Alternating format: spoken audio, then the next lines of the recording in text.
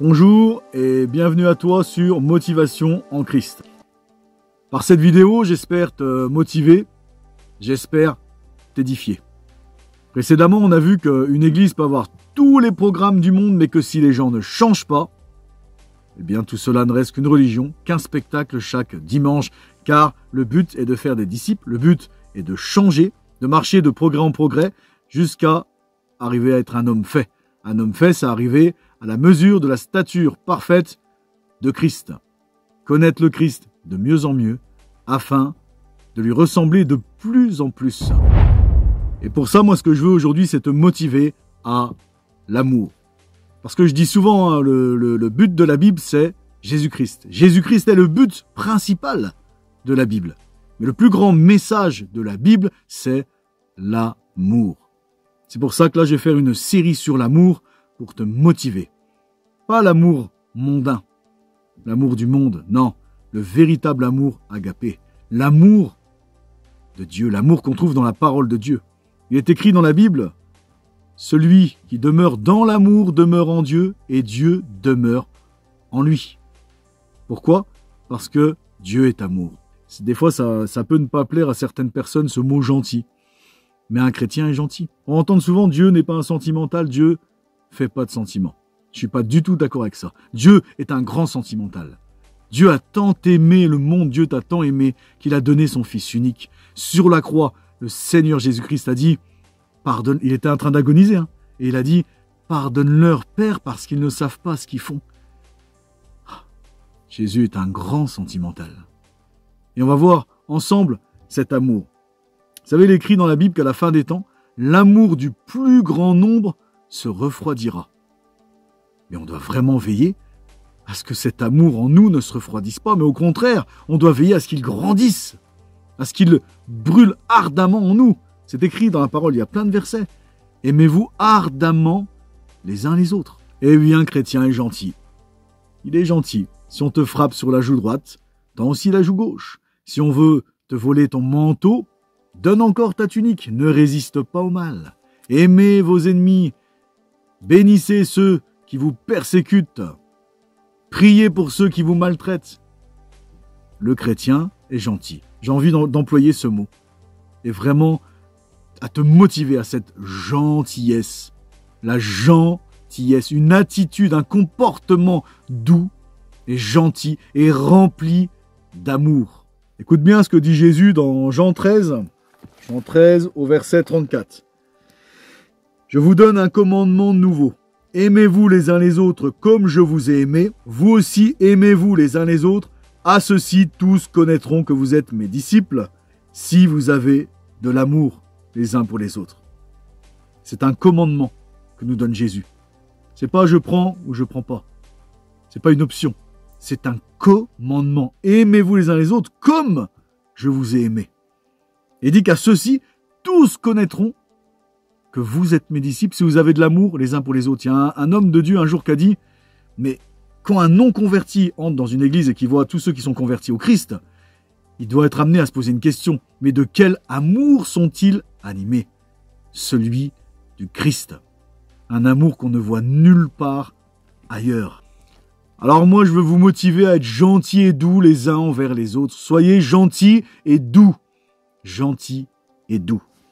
On peut lire aussi dans Matthieu 22 au verset 39. 22 au verset 39. On commence au 36. C'est un pharisien qui va poser une question à Jésus. Maître, quel est le plus grand commandement de la loi ? Jésus lui répondit, tu aimeras le Seigneur ton Dieu de tout ton cœur, de toute ton âme et de toute ta pensée. C'est le premier et le plus grand commandement. Et voici le second, qui lui est semblable. Tu aimeras ton prochain comme toi-même. De ces deux commandements dépendent toute la loi et les prophètes. C'est le deuxième plus grand commandement. Tu aimeras ton prochain comme toi-même. Tu seras gentil avec ton prochain. Et cet amour, on le retrouve vraiment dans 1 Corinthiens au chapitre 13. Je vais encore vous montrer une voie par excellence. Une voie par excellence. Quand je parlerai les langues des hommes et des anges, si je n'ai pas l'amour, je suis un airain qui résonne ou une cymbale qui retentit. Il y a certaines versions où c'est marqué la charité. La charité, on sait, c'est l'amour.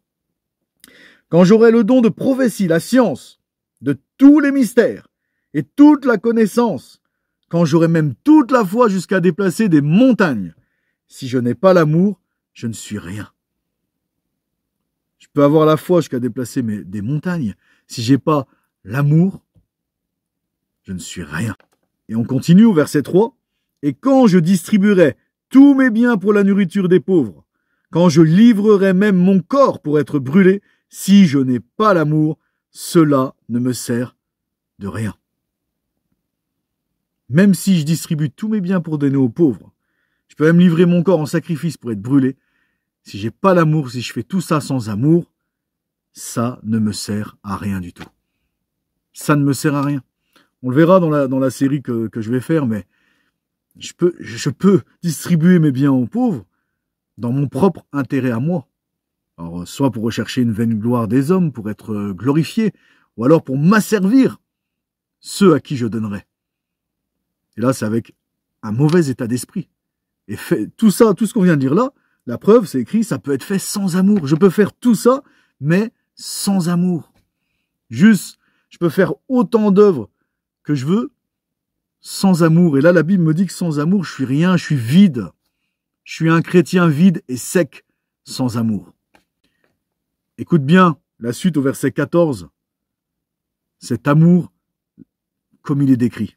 Tous ces points très importants. L'amour est patient, il est plein de bonté. L'amour n'est pas envieux, l'amour ne se vante pas.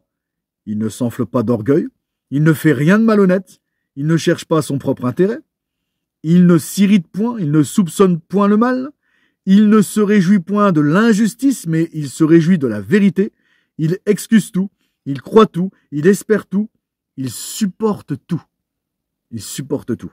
Et on peut regarder à la fin, au verset 13, « Maintenant donc, ces trois choses demeurent, la foi, l'espérance et l'amour. Mais la plus grande de ces choses, c'est l'amour. » On doit vraiment, on ne doit pas négliger l'amour. On ne doit pas négliger d'être gentils les uns envers les autres, d'avoir un amour ardent les uns pour les autres.